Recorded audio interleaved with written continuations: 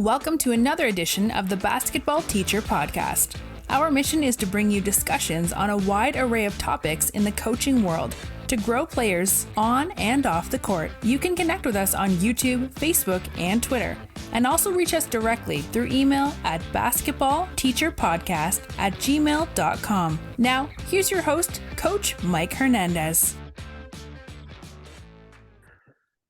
Welcome back, everyone. Thank you guys so much for joining us here for another episode, wherever in the world you're listening to us from, whatever platform you're listening to us on. As always, thank you guys so much for the support, the messages, the emails, all the things that you've sent the show's way. Keep that coming. Really do appreciate it. And I really appreciate the amount of you who've asked specifically for a topic similar to this. And I think that it is interesting that so many of you listening are kind of in a similar position. And today's topic is going to be about program building, and specifically kind of building up a program, building up that team so that it's at that competitive championship level. And as I was just talking with my guest before we recorded, I also know that a lot of you listening are in a position where you're not going to be really recruiting. A lot of you are high school coaches. You got to take the people who come into your program, who come into your gym, and you want to make the most out of the talent that you have, because you don't have really the ability to go elsewhere to get players. And so that's also a unique, fun element that I'll be able to talk to my guest about. So if you're in that boat of wanting to do some program building, if you're trying to look into getting your program, your team to that high caliber status, this will be a really fun episode. So my guest today is the head basketball coach out at Lake Hamilton. Very happy to be joined by Coach Scotty Pennington today. Coach, appreciate you coming on. How are things going? Everything's going great. Thank you so much for having me. Awesome, Coach. Let's start with your basketball journey and your coaching journey. The game of basketball, Coach, where did it take you, and ultimately, how did it end up at Lake Hamilton for you? Okay, well, I was raised in a really small school in South Arkansas named Emerson. My dad, who is a Arkansas High School Hall of Fame basketball coach, coached me there at Emerson, and we were what you would call a Class B school then. So we were the smallest classification that didn't have football. Okay. And so I grew up in what you call basketball heaven. If you watch the movie Hoosiers, we were the Hickory Huskers. Just a small school where all we did was play basketball. And starting in fourth grade, we played peewees and all the way up and played together, and was blessed to go to a state championship game as a player there with my dad as my high school coach. And then I went on to I signed with Division II Arkansas Tech University out of high school to go play college basketball. Played 1 year there for Marty Barnes, which was in Arkansas at the time. He was one of the better college coaches. They had gone to the Elite Eight a couple of times there at Arkansas Tech, and then I transferred due to a friend of mine getting brain cancer back home to Southern Arkansas University in Magnolia, and finished my playing career my last 3 years there at SAU.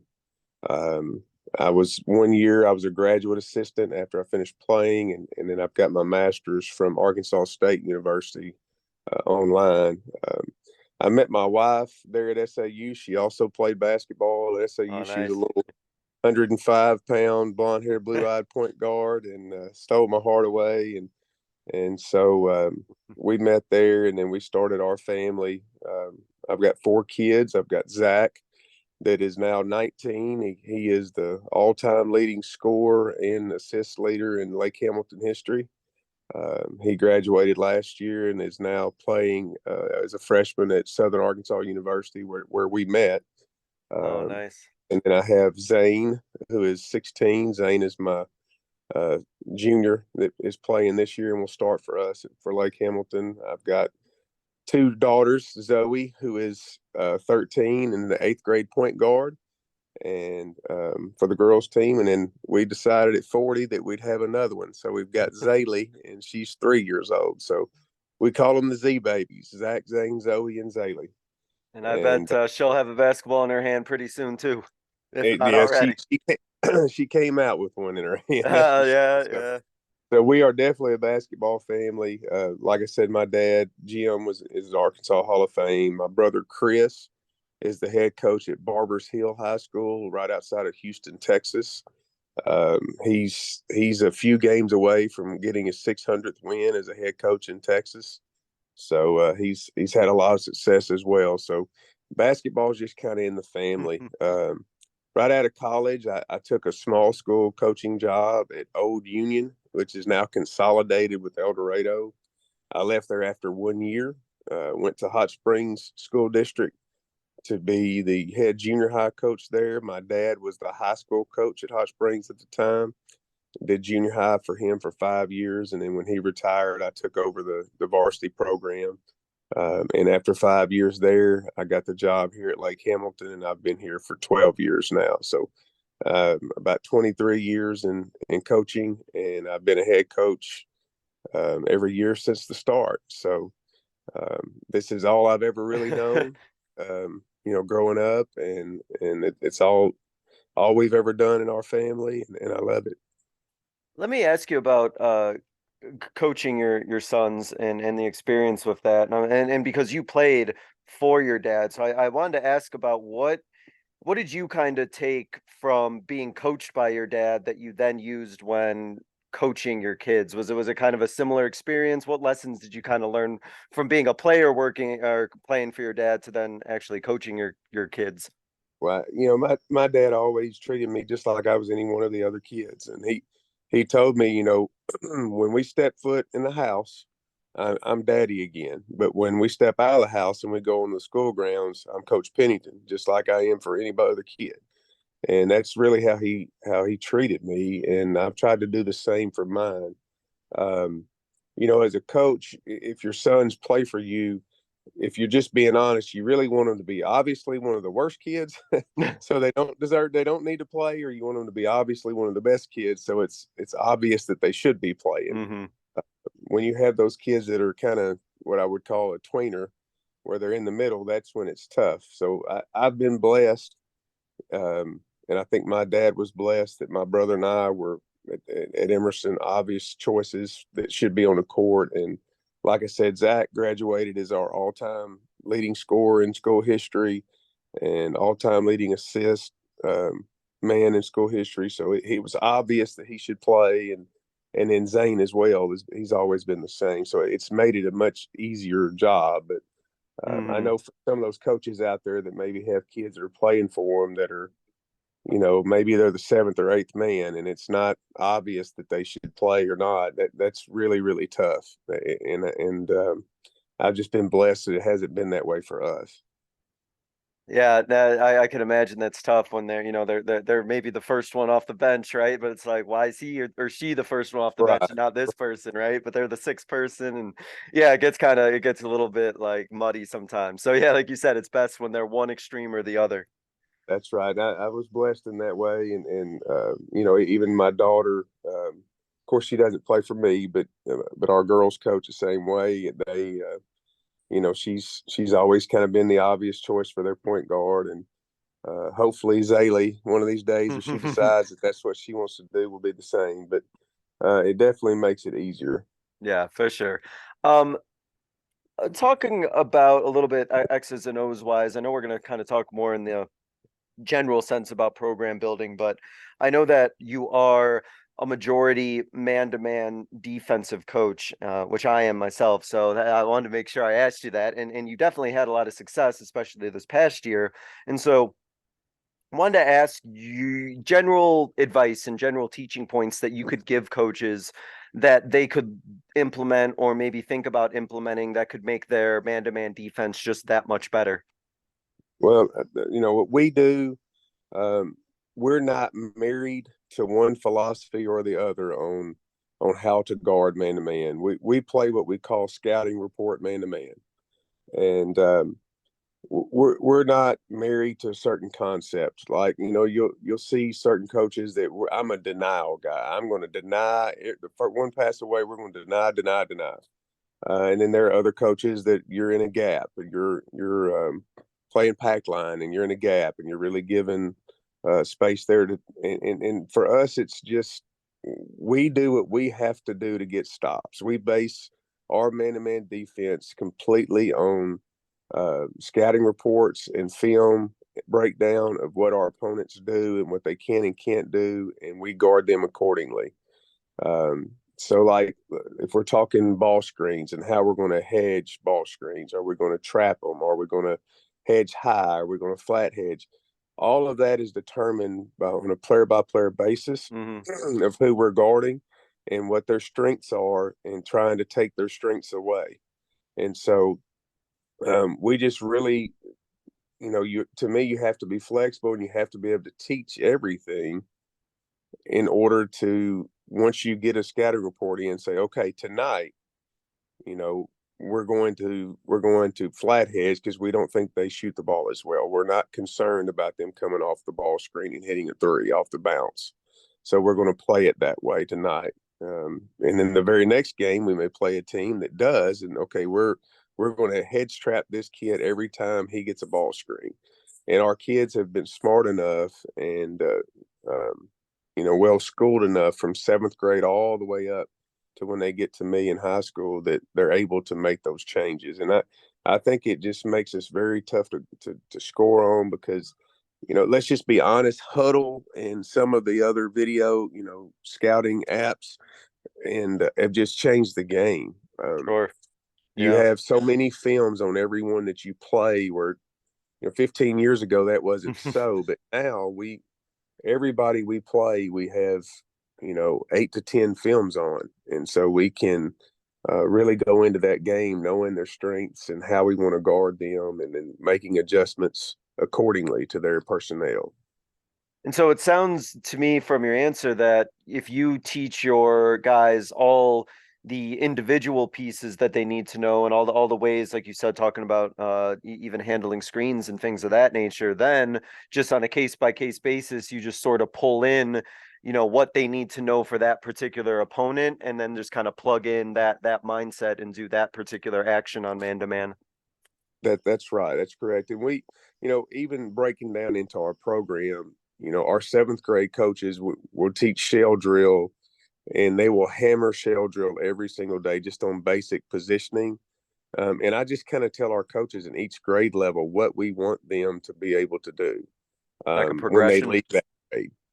And so, by the end of 7th grade, they need to know how to run shell drill. And I've got ball, I've got help, I've got whether we're denying or whether we're in a gap, depending on the game, they can do that, and they can understand position, and then we'll build on that. And we teach everything defensively out of shell drill. We teach how to defend down screens, how to defend the cutter, how to defend a flasher, how to help and recover, how to help the helper, how to hedge ball screens. We do all of the things that we cover in our man-to-man defense. We do it out of shell drill, and it just builds from grade to grade. And once they get to me in high school, they have a really solid base of knowledge, and then we build from there.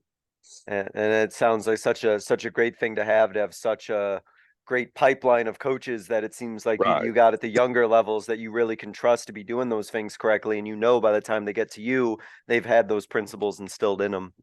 Without a doubt. I mean, it's so key that the guys that you hire to run your 7th grade program, and I've been blessed. My 7th grade coach is Aaron Thomas. He played for me at Hot Springs High.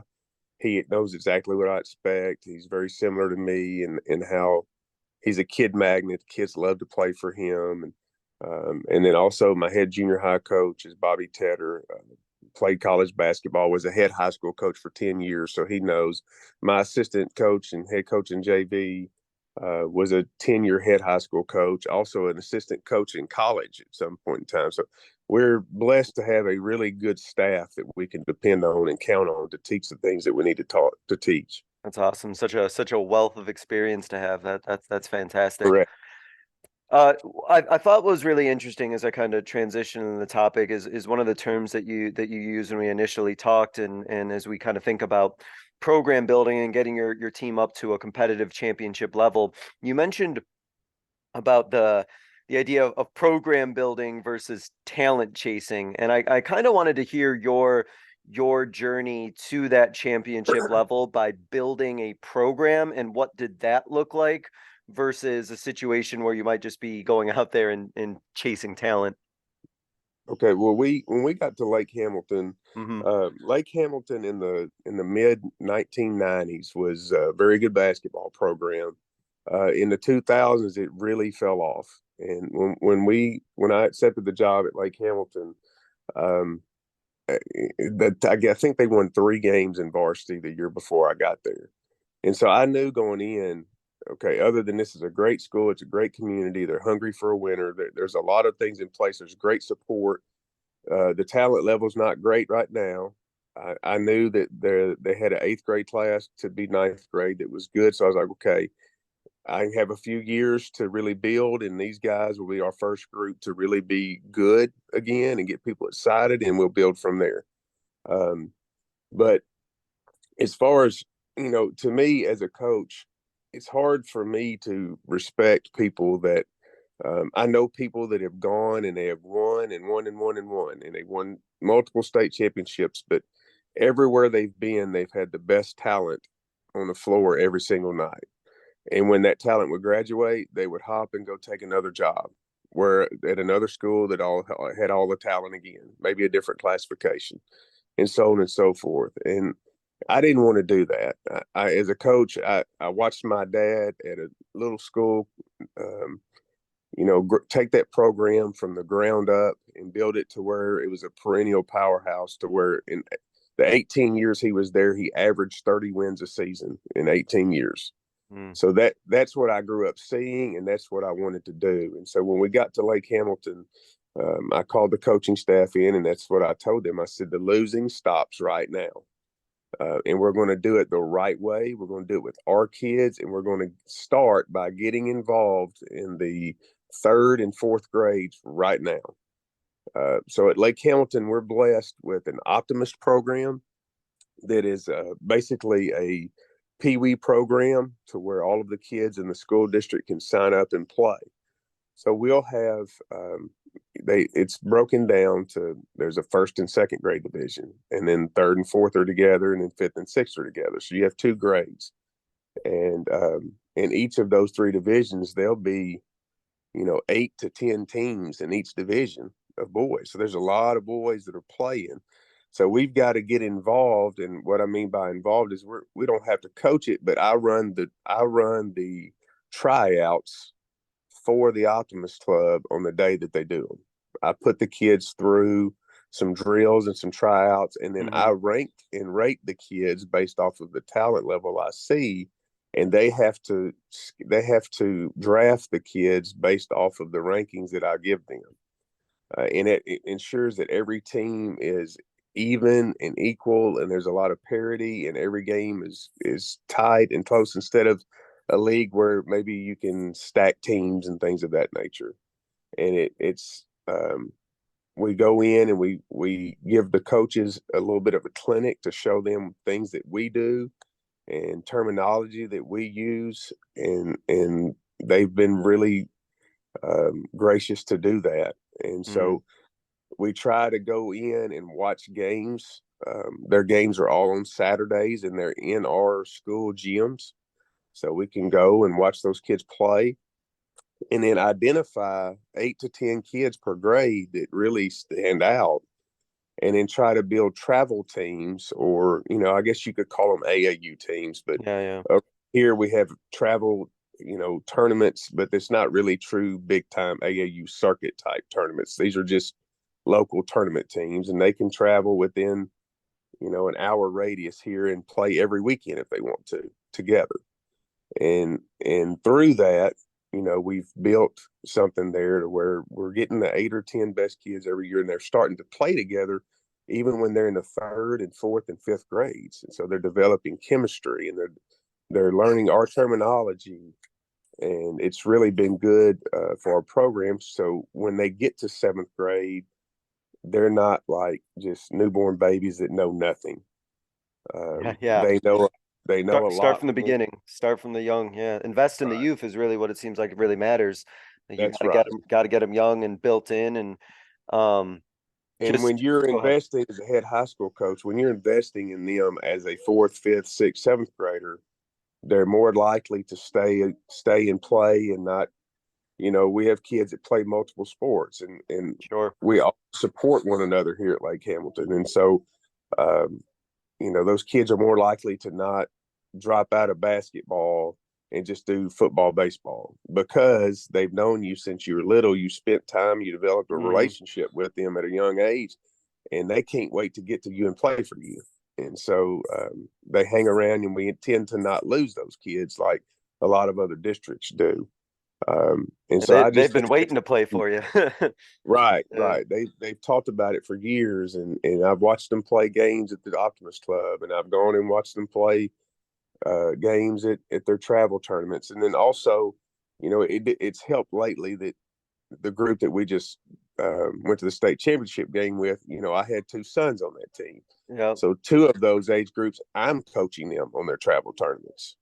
So those two groups have played for me since they were in the third or fourth grade. By the time they're in seventh grade, I mean, they can run the flex. Right.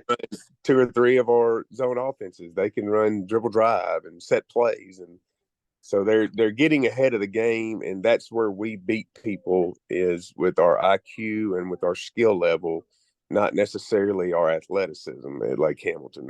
That's what we've got. We've got smart kids that shoot the ball well and make good decisions and play the game the right way and play really hard. And I think that's how we built.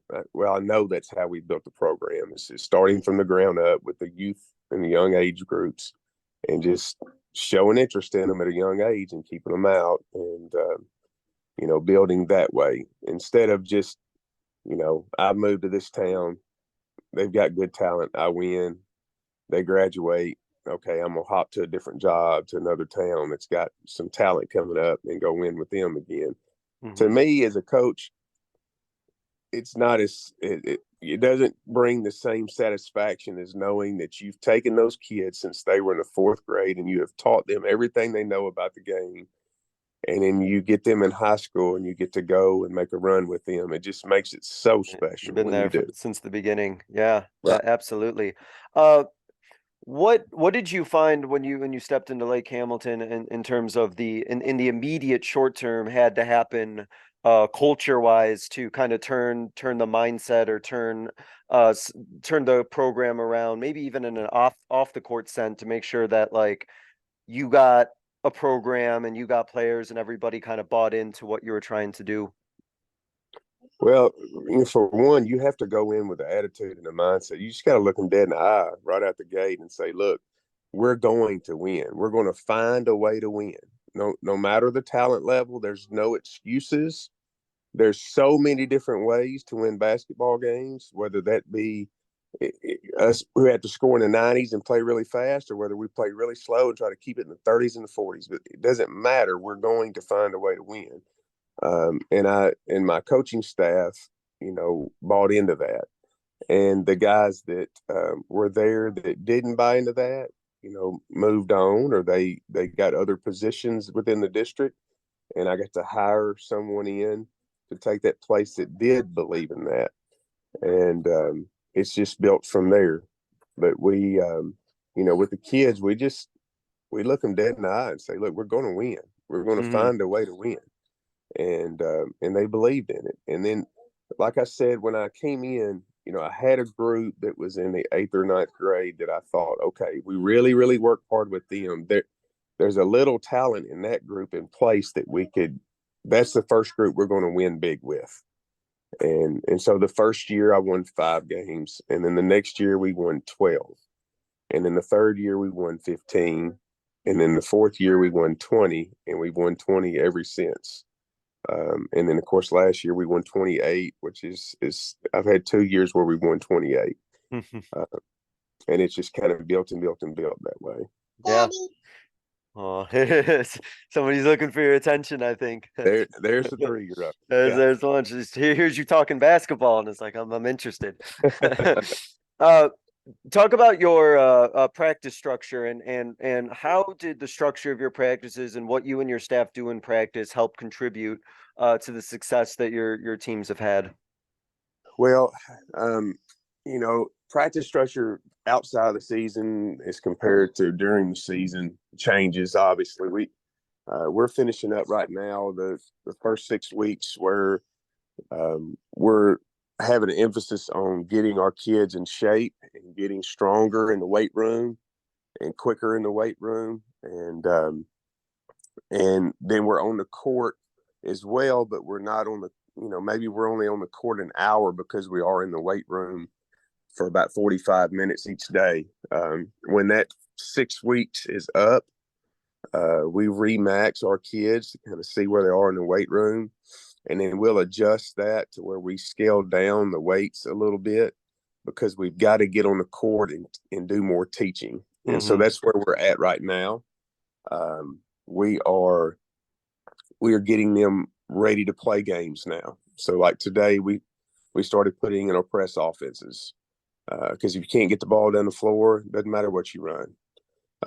So we started putting in press offenses. Tomorrow we'll start putting in some set plays. We all through the first 6 weeks, we did nothing but just our base offenses and man-to-man defense breakdown. Now that we're into this 6 weeks, we'll do not just man, but we'll also start teaching some zone defenses that we'll use to supplement here and there to get a stop when we need them, and we'll start working on zone offenses. We've been blessed that we haven't had to do a lot of we don't have to go against a lot of zone defenses because we shoot the ball so well. Yeah. We just don't see a lot of zone. We usually have typically 3 to 4 players at all times on the floor that really shoot three well. And so we don't see that a lot, but just a basic practice for us. The first 30 minutes is going to be fundamentals. We're going to do a lot of shooting, a lot of ball handling, some defensive stance and slides, and maybe some closeout drills, things of that nature. And then we'll go into about a 30-minute block on defense and breaking down our man-to-man and making sure that our understanding is good there. Now that we're getting closer to the season, we'll start doing more instead of shell drill and breakdown. Okay, they've gotten that now. Now we're going to do what we call kill drill. We're going 5-on-5 half court. You have to get 3 stops in a row to get a kill. And once you get a kill, you get to rotate out of the drill and the new team goes on the defense.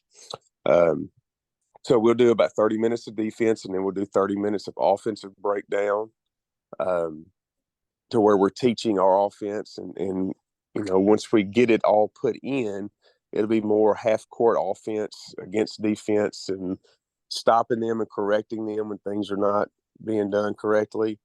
And then our last 30 minutes are special situations, game situations, scrimmage type situations where, let's say we're working on, we're up by 5 and there's a minute and a half left on the clock, and we're going to play it out from here. And then we'll discuss, what do we do right? What do we do wrong? How, why were we so impatient in that situation? We should have been much more patient with the shot clock and working that down. And then, of course, at the end, we always do, we just call it free throws and conditioning. We shoot free throws, and then we do a lot of conditioning based off of misses when they shoot free throws. And that's kind of been our kind of how we, form our practices. So, everything's touched on a little bit. During the season, we dial it down a little bit to where it's more 30 minutes of fundamentals and shooting, maybe 20 minutes on offense, 20 minutes on defense. And we very rarely during the season go over an hour and a half. Really? It really gets tightened up then. So we just we believe that, once we get to that point, I mean, why do we need to be in there for 2 or 2.5 hours? The kids know what we're doing. It's basically keep everything finely tuned and preparing for games. Once we get into our conference season, where the games scheduled, every Tuesday and Friday. On Monday, we prep for Tuesday's game. Tuesday we play. On Wednesday we lift and we shoot. and we break down film on our next opponent. Thursday, we will have our game prep day for our Friday opponent. Friday we play. Saturday we're off, and Sunday we come in after church, between the two churches, and we lift again and shoot and prep for Tuesday, film prep for Tuesday. So that's kind of our schedule.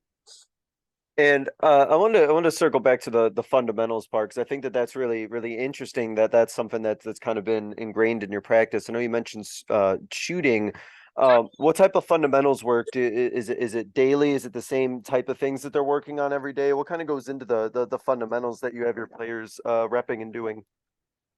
We spend the majority of the time on ball handling and shooting. Like I said, we don't have the type of athletes that a lot of the schools at our level in Arkansas have. Mm-hmm.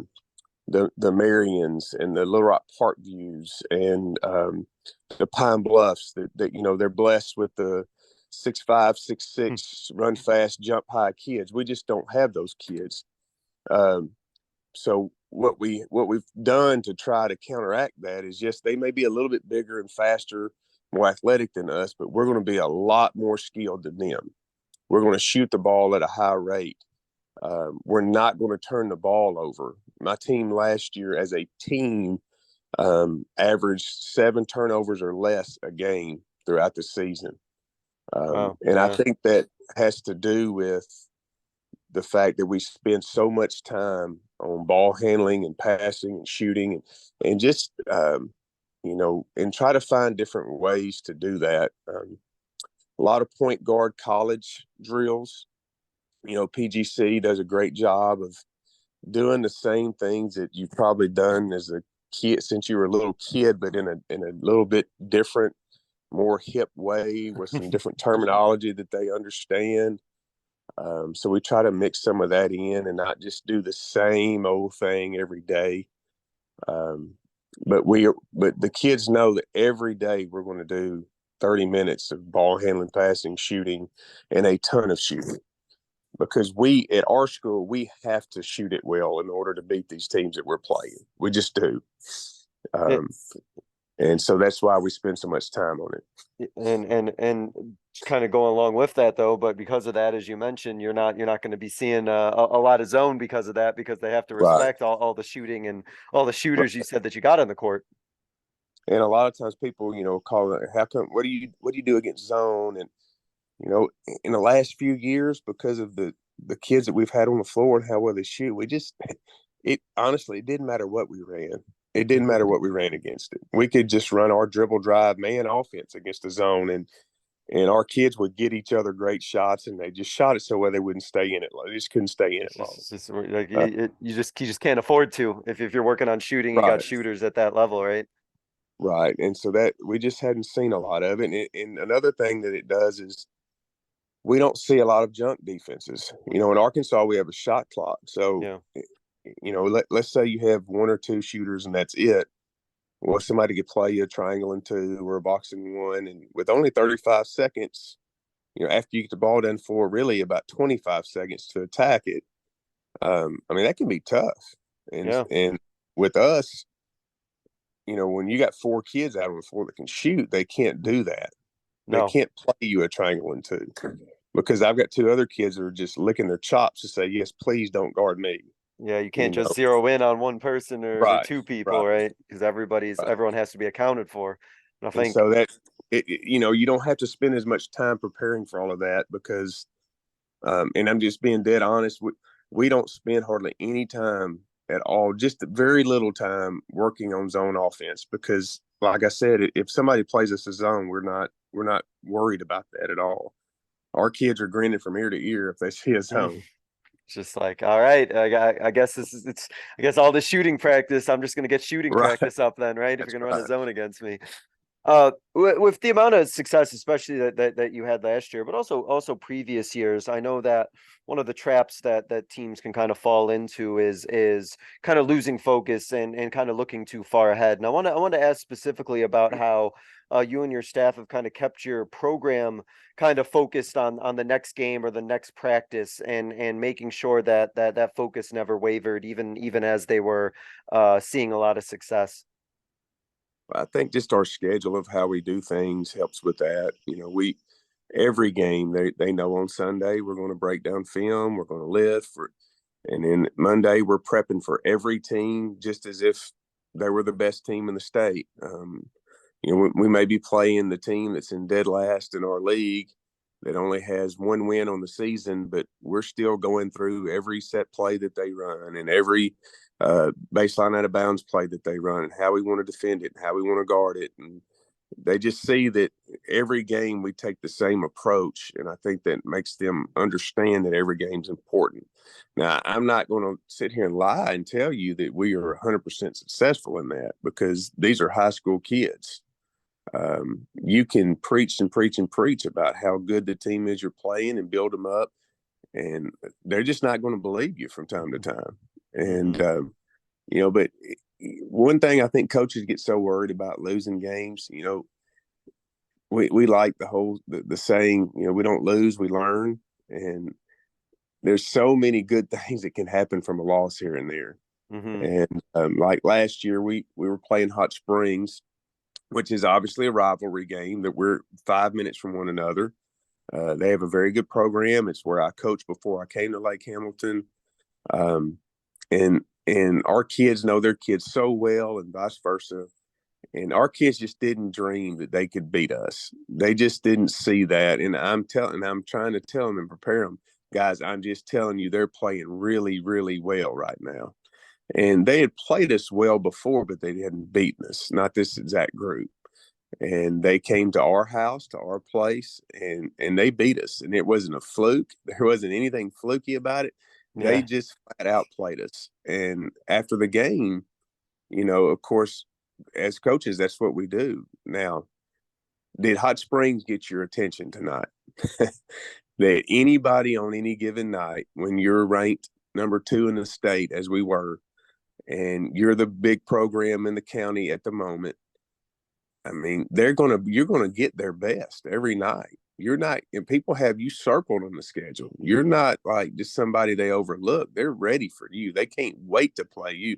It would make their season to beat you, and that's what happened. And that game turned our season around. I mean, at that point, that woke us up, and from that point on, we didn't lose a game until we got to the state championship game. It just really got their attention. So, I think that more than anything is the best thing to keep them from looking ahead, is just a loss to grab their attention. I mean, like I said, they are high school kids. You can preach and preach and preach all you want about it, but they're They gonna need the look experience. ahead. Right. Something has to happen to grab their attention, or maybe it's not a loss, but it's a team that they should have won by 25 or 30 points, and they only won by 5 or 10, and then you can say, okay, look, you didn't prep right for them. We didn't take them seriously. In practice, the way your actions and behaviors in practice show that you didn't respect them, and then you get on the court and they were ready for you, and so I just think you just have to constantly preach to the kids about that. But again, the best thing to get their attention is a loss. And what was that next practice like for him afterwards, after that loss? What did you kind of see? You said you noticed a change. So what did you notice out of the behaviors and their actions? Well, Coach Johnson and I, my assistant, we didn't have to motivate as much. We didn't have to, say things to get them up or to get their attention about who we were playing. They were just so mad at the fact they lost that they came in and they were ready.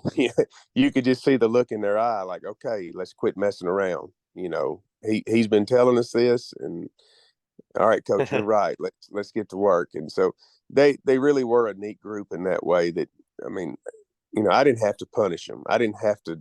They took care of all of that on their own. They're very self motivated. They knew what they wanted to do. They knew what they were capable of doing, and So after that loss, they came in and they had that look in the eye like, let's go. Let's quit playing around. Let's go get what we said that we were going to get all year. So And it was good to see. But it also sounds like you built, or at least for the culture, right, a lot of leaders and a lot of people who were able to recognize, that fault and recognize kind of that misstep, and then it sounds like there was a lot of accountability that they had on themselves for that. And I think that as coaches, that's really what you want, is for them to realize it and then take ownership of it. Ownership is that, I mean, you said the perfect word is ownership. I mean, we tell our kids is when they're seniors, we bring them all in, have a meeting, and this is your season. This is not Coach Johnson and our playing days are over. We're going to coach our hearts out. We're going to get you prepared the best we can, but this is your senior year. You make it what you want it to be. And, the kids usually take that and run with it. And as a senior, the majority of those kids know that the last time they ever get to play, basketball is team basketball is going to be that year. Yeah. You'll have a few kids here and there that get to go on to play college, but the majority of those kids don't. So, I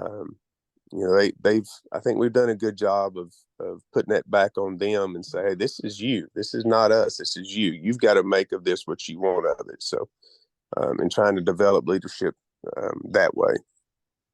I wanted to ask you about, as a coach last year, as your team was kind of navigating through the playoffs, how did your, if any, how did your structure on the way that your day-to-day kind of went? Were you able to kind of keep things the same? Did things have to be altered a little bit? What was that experience like once you started getting really deep into the playoffs in terms of how practices and how everything was managed and structured? I do think one of the things that we do really well as coaches, Coach Johnson and I, and Coach Jason Johnson and I, is that we can get a really good gauge on our kids and just know them so well, and the communication between us and the players are so good that we can tell when they're spent and we need to back off a little bit, or when they're really feeling good and we can keep pushing. And we were in a situation where we finished second in our conference to Pine Bluff, who ended up beating us in the state championship game as well. And so we go in as a 2 seed. Well, the 2 seed had to play in the state tournament. The 2 seed had to play on Thursday night, Friday night, and Saturday night, back to back to back in the state tournament. If you win on Saturday, and then you have basically a week off until the state championship games. Mm-hmm. And so we played back to back to back.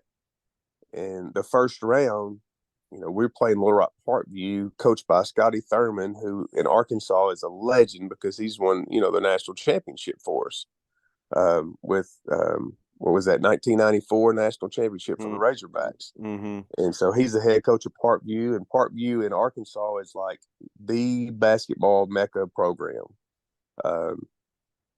And so kind of like the Duncanville of Texas is what Parkview was for in Arkansas. So we're right out of the gate, we're playing them, and we played really, really well, and we're able to win by 15 to 18 points, something like that.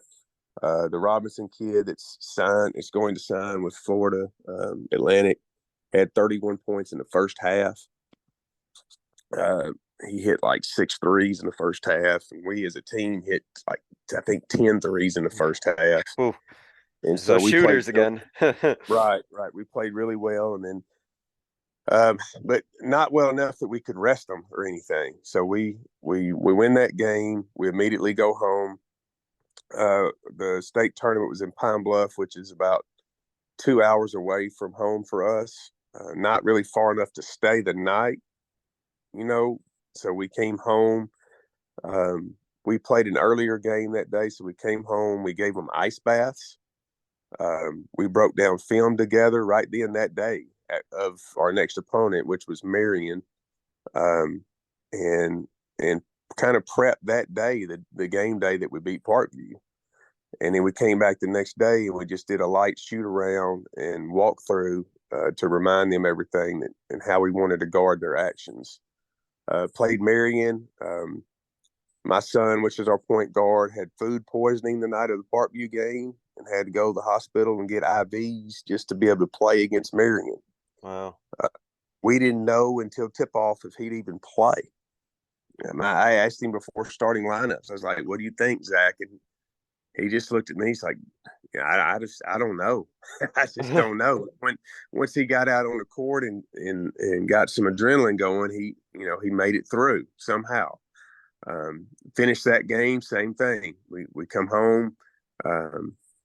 We gave them ice baths. We made sure that they had a team meal there at our arena when we got back, and hydrated them, sent them home to bed, and then the next day we'd go and we'd play Harrison, which was an unfamiliar opponent, and honestly not one that we thought we'd ever play. Yeah, unexpected. Yeah.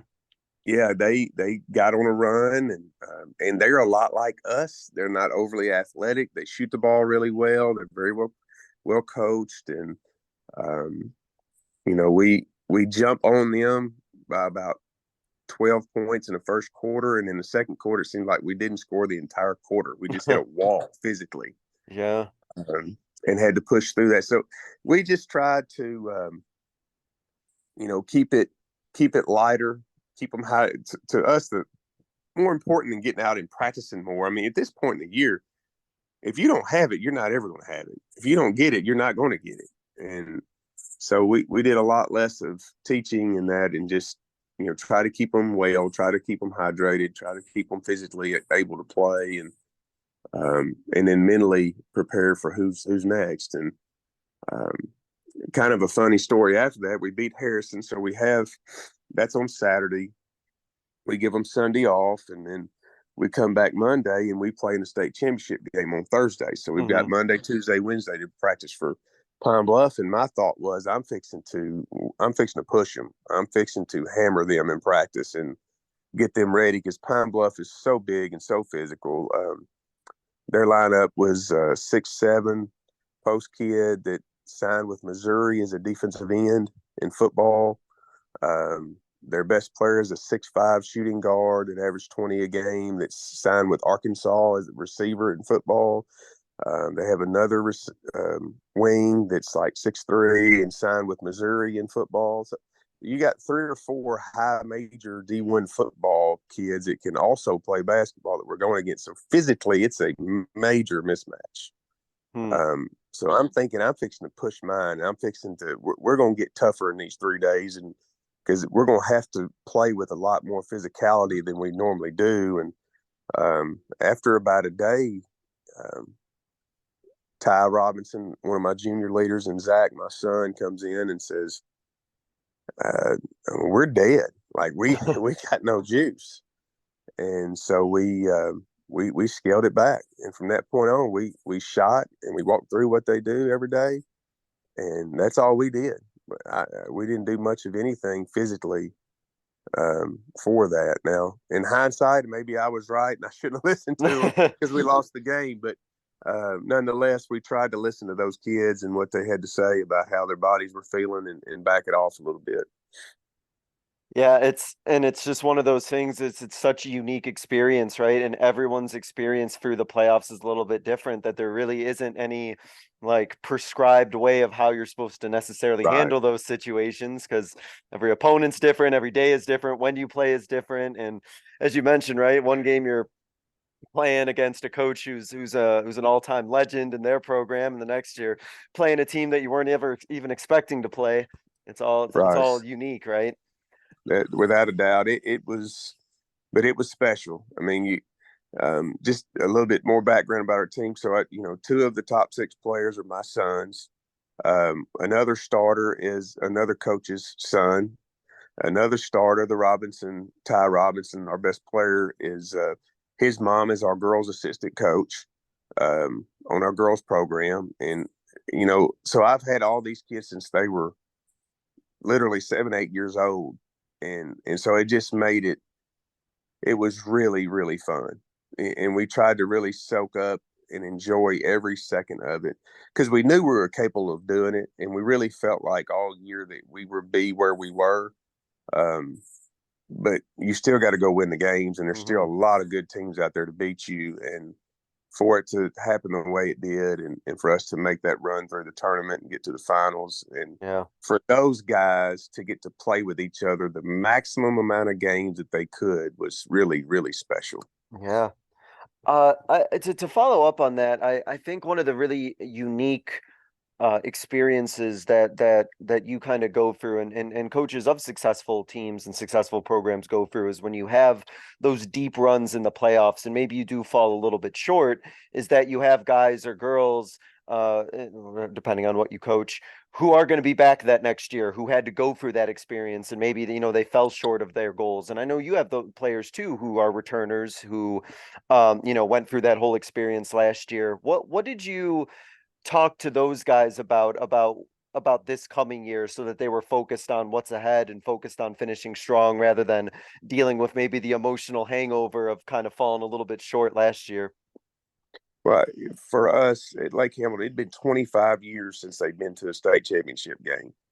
So for even our community, that was just blew everybody's mind that we did that. And so I think as much as we tried to fight the whole "we're just happy to be here" mentality, it was going to happen regardless, because just the community in itself would just tickle to death to be in a state championship game.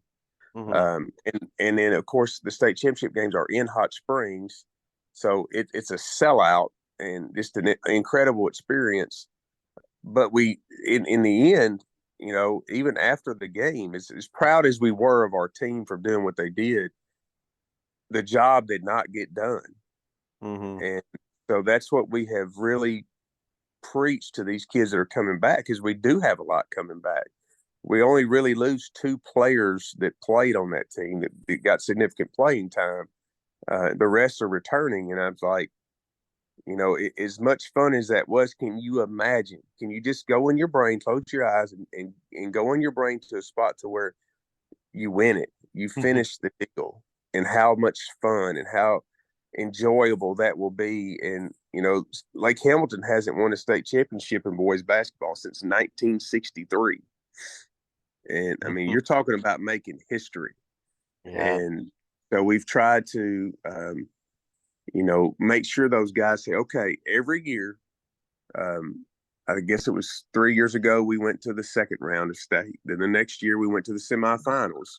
And then last year we get to the state championship game. There's only one place to go from where we've been, and that's to win the whole thing. And that's what we're trying to get accomplished this year. And of course, when you have a talent like Ty, that at our place just doesn't come around. He's probably the best player in school history, honestly. In the way that the kid is wired. I mean, he's up at 5:30 a.m. on Friday mornings running bleachers on his own. Yeah, I that's mean, different. you That's just different. don't. That's right, and that's why he's committed to Florida Atlantic, is because he's that type of worker, and that bleeds into your other kids. And now other kids are getting up at 5:36 in the morning to get extra shots up before class, and they're just really hungry to finish what we've started.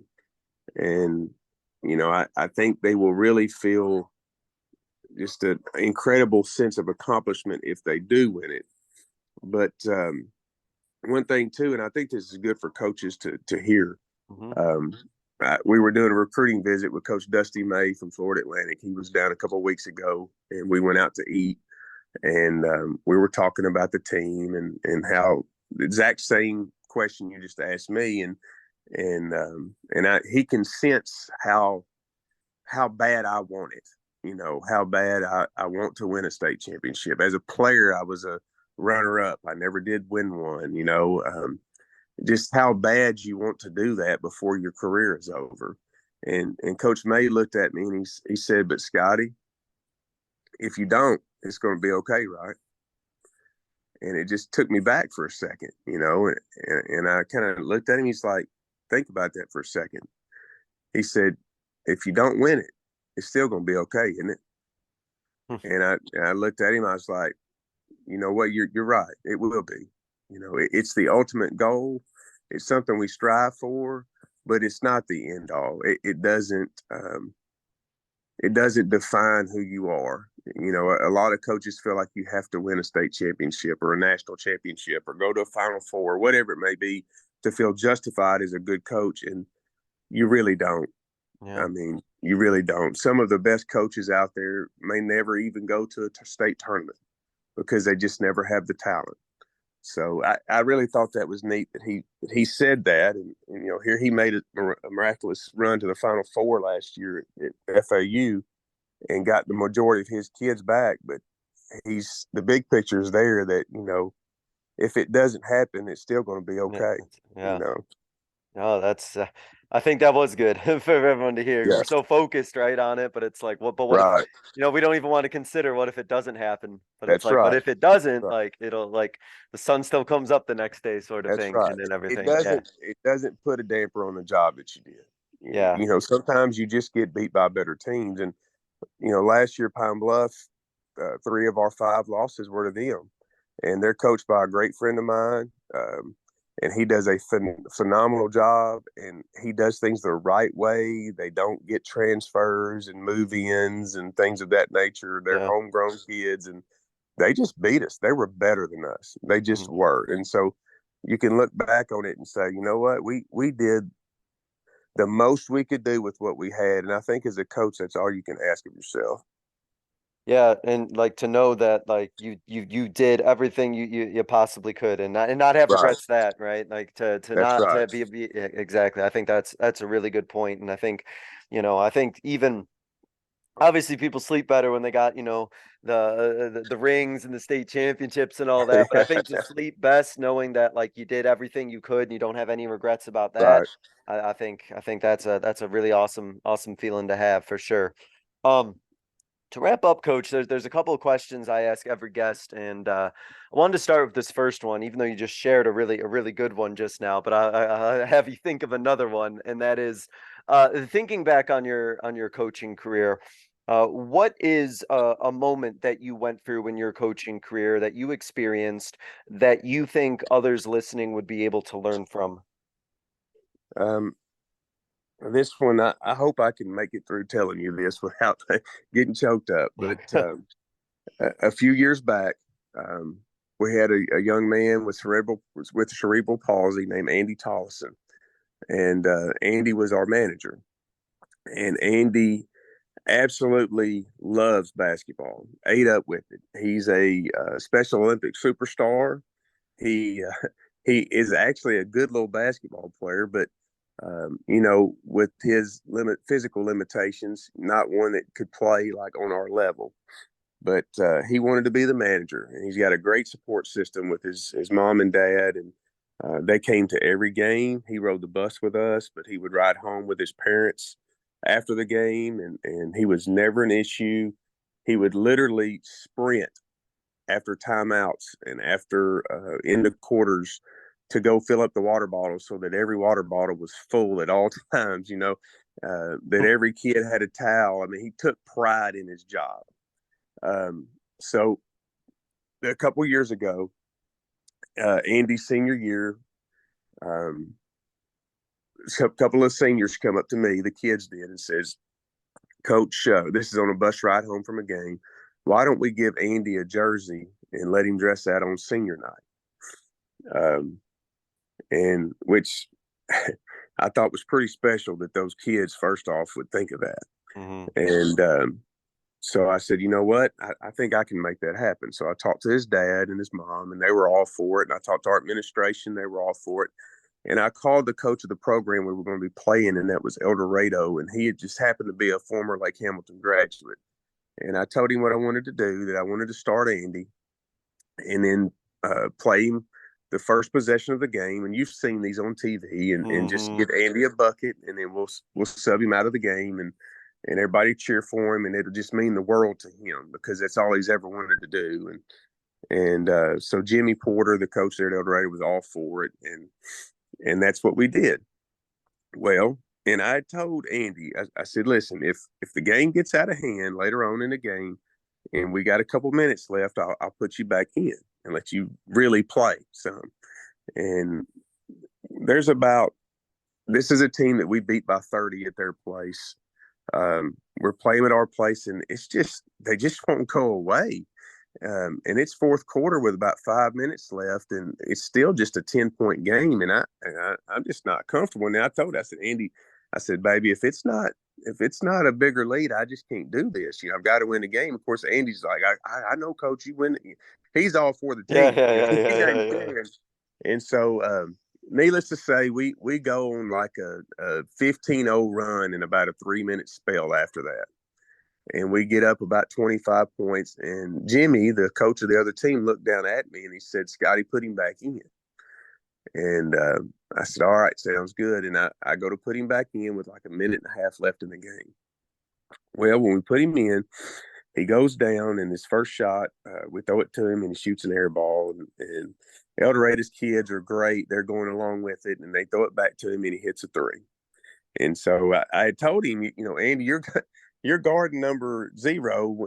Don't forget, you hadn't had to do this yet, But when you make a shot, you got to run back and play defense. You can't just be shooting and forget to play. So he hits his three, and what does he do? He runs to the end of our bench, and he's high-fiving every kid down the bench. And I'm screaming at him, Andy, get back on defense, man. I thought you're supposed to be guard number 0. But nonetheless, they go down, and they make up a fake turnover, and it goes back to him. He dribbles down the court, he shoots it, and he nails another three. And then he comes back down the next time, and they give it to him again, and he comes back, and at the buzzer, he shoots it, and it hits off the back of the backboard, goes about 6 feet in the air, hits the front of the rim, and it falls in. And our kids and their kids, unscripted, in unison, go and wrap around him, and they're jumping up and down, chanting Andy, Andy, Andy after it happens. And there wasn't a dry eye in the building. It's the only time in my life that in a sports situation, and we haven't talked a lot about it, but I'm a Christian coach. My faith means everything to me. It comes first in everything that we do, even with my team. But it was the first time in sports, in a game like that I could feel the presence of God in the gym, in the room, and it was undeniable. And I had so many people say that, and so this story gets out, and it long story. I know it's been a long story, but it ends up. No, it's great. Andy ends up on Sports Center. He ends up on the Rich Eisen show, where our team is featured on World News Tonight. We're taken to the Capitol. We were on. It just blew my mind as everything how it blew up. Every local station, every station around the world, TV, podcast, everything. And these guys, Rich Eisen is on the NFL Network talking about this and visibly crying on air about it. And then the icing on the cake is CBS Sports called us, and they did a special before Selection Sunday on Andy and his story, and they sent a crew down to interview all of us and our kids and practice and Andy, and they aired that before Selection Sunday a couple years ago. So that by far, even more than winning state championship would, I don't know that it'll ever be topped as far as the most memorable moment that I've ever had. And what I learned from that, at the beginning of the year, we always come up with a motto or a lingo or something that we say in the huddle. And that year was the first year we felt like we had a team good enough to win it all. That team went to the semifinals, and our slogan that year was "Make History." And I thought we were going to make history by what we did as a team on the court. I took what I thought God could do with us, and I minimized it into that. He took it and showed me how much more he can do with it if you just give it to him. And that's what he did with Andy. And so we did make history. For the first time in Lake Hamilton history, we were on world news and national news and all of that, and on a CBS Sports special, but it just wasn't in the way that I thought it would be. So I learned not to put limitations on the good Lord above. He can do whatever he chooses and much more than what we could ever dream with a situation. I mean, you're talking about, winning championships and everything like that. I mean, that is a championship, like you said, like in and of That's itself. right. Beyond that, even, right? That is a In whole. the end, that's what matters most. Yeah, That's right. that is so, yeah, that's awesome. And honestly, as you were telling that story, Coach, I was like, I know I've watched this before. I know I have. So If you it was, go on YouTube when we get off and type it no, in, and I you'll know see I it have. everywhere. Yeah, I know I have. Like I've yeah, seen, but like that one in particular, I'm gonna watch it and be like, yep, I know exactly what this is. yeah. Uh, That's it. yeah, that's awesome. To wrap up, Coach, that was great. To wrap up, I give every guest kind of what I call like a 60-second soapbox, but don't worry, I'm not going to time you, so you can go over 60 seconds. But I like to use it as kind of a platform for you to get out like a final thought, a final message, some sort of closing idea that you'd like to just leave the listeners with, and you can kind of take it any direction that you wish. So, Coach, I'm just going to kind of open up the floor to you, and I'm going to go and let you take it from here. Okay. Well, I guess my soapbox would be for most coaches, it's parents, handlers, transfer portal, things of that nature drive me crazy. Um, let your kids be kids. Um, get out of their way. Support them. Let them enjoy the few years that they have of high school sports. Transferring to other schools because you don't have the perfect situation at that time. Instead of being tough and gritty and working and earning it, you hop to another school and you find another place to go play and get what you want. That rarely works out for people. And the grass is very rarely ever greener. So I guess my lesson is more about stay home where you're at and be proud of where you're from. Show some loyalty and work really hard with your friends that you've grown up your whole life. And in the end, as a kid, you'll enjoy it so much more if you do that. And I think we're in a world today where we're just really giving kids a disservice by teaching them if you don't have the situation you want, if you're not getting the minutes you want, if you're not getting the shots that you want, just leave, just transfer, go somewhere else instead of teaching kids to be tough and gritty and to earn it, earn it. Don't go find an easier situation. Stay in the tough situation and earn it and see what all you find out about yourself. That's my soapbox, and that's just one thing I wish that parents and the AAU handlers and community members that try to get these kids to leave and transfer and go here and go there. Um, they I just wish they would leave them alone. I've had situations here at Lake Hamilton where I've lost kids on teams that were really good teams, and those kids transfer out because they're not the star. They're a big, huge piece, but they're not the star. And so they go to another school, and those kids didn't even get to go to the state tournament, where our kids get to go to the state championship game, and they would have been a starter on that team if they'd have been here. They just stuck And with it. it's, just stick with it and stay with what you got. And when times get tough, learn to fight through that. That's what life is tough times and learning how to get through it. And instead of just trying to, I think we're building soft, weak people by teaching them to just up and leave and tuck tail and run when things get hard. And that's just my soapbox. A lot longer than 60 seconds. It's all right. Keep your talent there. Keep homegrown, yeah, right? I think it just that's and right. just to sort of add kind of an exclamation to the point. I just think for the community, I think it's just so much like better to just have like those players who've been there from the youth on up and grow together and stay together. And I think it just makes it so much more of a community feel and kind of more what high school basketball or high school sports is all meant to be. Without a doubt. And that's what we got to experience last year is just, a group of kids that have been playing together since they were in grade school and fourth or fifth grade, and that have worked so hard together, and they were finally able to, make the run that they wanted to make. And, it showed in the state championship game when it was sold out. I think like 6,000 people there, and maroon and gold everywhere you looked, and wolf howls everywhere you could hear, and it just led to a special time. Love it.